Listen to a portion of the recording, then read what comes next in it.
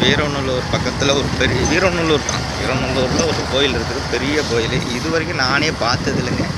இந்த ஏரியாவிலே வளர்ந்து போய் இருந்தும் அந்த கோயிலை பார்த்ததில்ல. வாங்க அந்த கோயில் எப்படி இருக்குதுன்னு காட்டுறேன், நீங்கள் பாருங்கள். வீரநல்லூரில் இவ்வளோ பெரிய கோயிலா அப்படின்னு நீங்களே ஆச்சரியப்படுவீங்க. இதுதான் அந்த கோயில். ஓகேங்களா, வீரநல்லூர் தான், வேறு எங்கேயும் கிடையாது. ஆனால் வீரநல்லூரில் இவ்வளோ பெரிய கோயில் இருக்கிறது நானே இப்போ தான் பார்க்குறேன். பார்த்துக்கிடுங்க,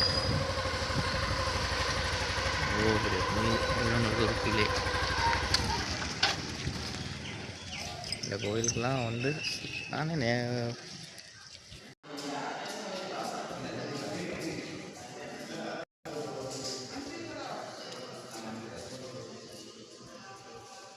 சொல்லிட்டு வரதான் நல்ல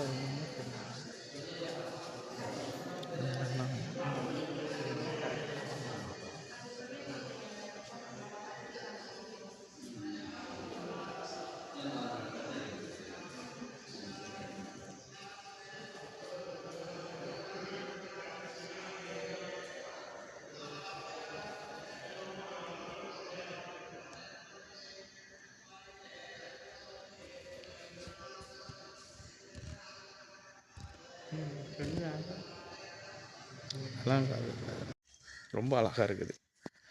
நீங்களே பாருங்கள், க்யூட்டாக அழகாக இருக்குது.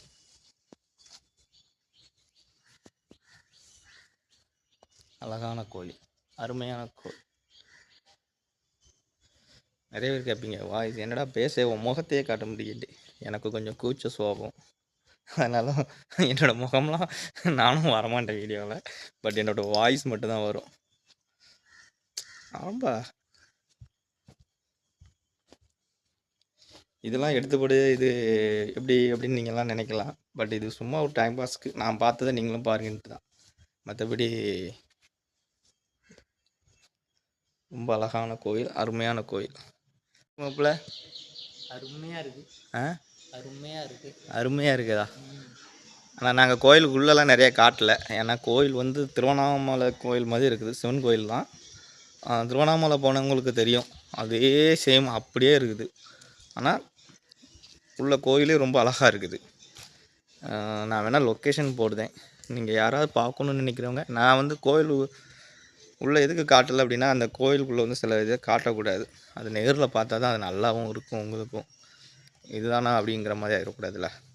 இங்கே கோயில் வந்து நேரில் பாருங்கள், சூப்பராக இருக்குது. நானே மறந்துட்டேன், இங்கே ஒரு கோயில் இருக்குது, இவ்வளோ நாள் எனக்கு தெரியாது. என்ன மாப்பிள்ள, என் மாப்பிள்கிட்ட கேட்போமே, ஏ மாப்பிள்ளை